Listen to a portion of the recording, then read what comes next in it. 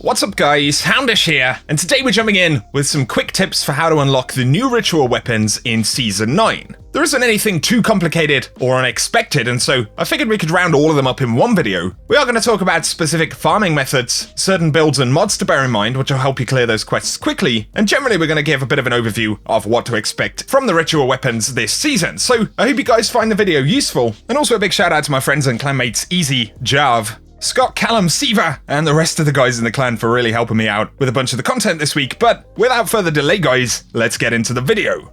And so initially, of course, if you want full-on, in-depth reviews of all these weapons, you'll pretty much know where to look, but initially we do have the Komodo-4FR, which is the new ritual weapon for the Crucible. This is a precision frame, linear fusion rifle, and it comes with polygonal rifling to improve stability, as well as accelerated coils, which speeds up the charge time. And in that first trait slot, you get no distractions or moving target, but then the second trait slot will come with Eye of the Storm or box breathing. Now to pick the weapon up, you need 125 final blows and 15 precision final blows inside of the Crucible. And then on top of this, you need Glory Rank Heroic, which I believe is only half of the points needed for Fabled at 2100. So with the new Glory system, this is much more manageable than in the past, and the kills are almost certainly going to be the longest part of this grind. Now the best possible setup will consist of Arbalist, which is why there are a hell of a lot of Arbalists in the Crucible right now. And so if you don't own that weapon, I'd say you're pretty much going to want to, because the alternative is relying on heavy ammo and weapons for all of the kills. And so equip Arbalist as well as another heavy linear fusion rifle like Crooked Fang for example. And because there is no cheese, no real fast way around the kills, the best thing you can do is set up well for the kind of gameplay that you need. So we do have new mods this season which come from the artifact, and it'll certainly be worth getting a couple of artifact ranks at least before you start this quest, because you've got perks like linear fusion rifle targeting, loader, and unflinching. With there being a competitive element to getting the kills, those are pretty good bonuses to be using, especially on linear fusion rifles. But also, if you can take advantage of linear fusion reserves and rifle dexterity, it's going to be pretty useful. And some of those reserve bonuses, now that you can stack them, do make much more of a difference. And typically, it's going to be best to farm out your kills in normal PvP playlists, so things like Control and Classic Mix, but also remember Momentum Control, which has the potential to come back around and would allow one-shot body kills with Arbalist. So something to bear in mind, although we don't know exactly when we'll get that mode. And yeah, you basically just have to grind out the kills. If you're really good with linear fusion rifles or with Arbalist, then you can always throw that on and grind comp at the same time. But otherwise, if needed, you can rely on getting the kills in different playlists and then going for the points separately. Outside of your own ability, the setup with Arbalist, targeting, and scavenger mods will be about the best thing you can really do to help with unlocking this weapon.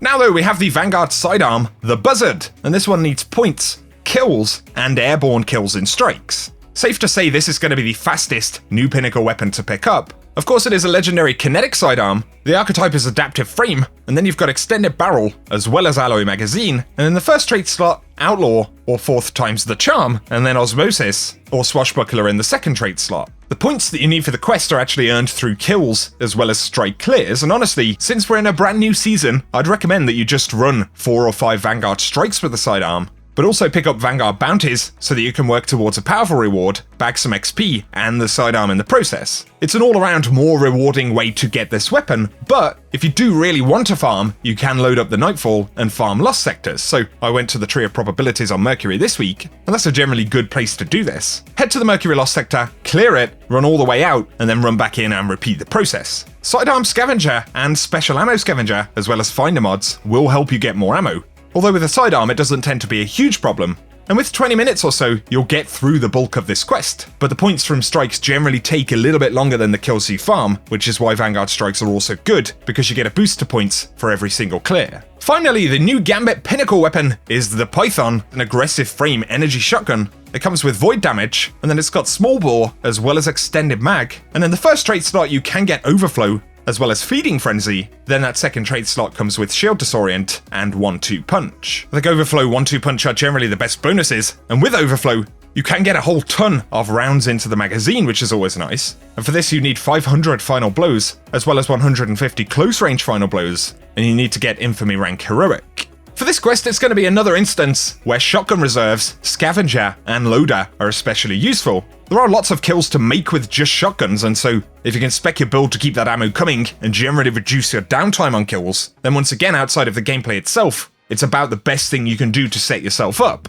I was rocking Legend of Arceus in the heavy slot for invaders, but you do have options like Tractor Cannon or even Lord of Wolves, although ammo could be a little bit more of an issue there. But otherwise, just use nicely rolled legendary shotguns that you enjoy. I was personally rocking the one from the Lectern on the Moon, but of course when it comes to the kills, Invade or Guardian kills generally grant a lot more progress compared to just enemy kills. And so when you can, either invading or targeting invaders with a shotgun as much as possible is going to be really useful, but obviously invading and hoping for shotgun kills may be a little bit frustrating, and so it really depends on the kind of player you are. I'd say that generally normal Gambit has longer rounds and is going to give you more opportunity to get general enemy kills, so if you're the PvE guy, it's maybe best to just stack up on your shotgun ammo mods and go ham on PvE enemies. Because if you want more invade kills, then Gambit Prime is probably going to be the better option. But be sure to pick up bounties as you play Gambit, especially those which award infamy to help you with the Gambit rank that you'll need. It's totally worth doing, although you'll probably spend just enough time in Gambit that you'll pretty much have the rank side of things done by the time you get the objectives finished. And really, that's about everything we can talk about when it comes to acquiring the new pinnacle weapons for Season of Dawn.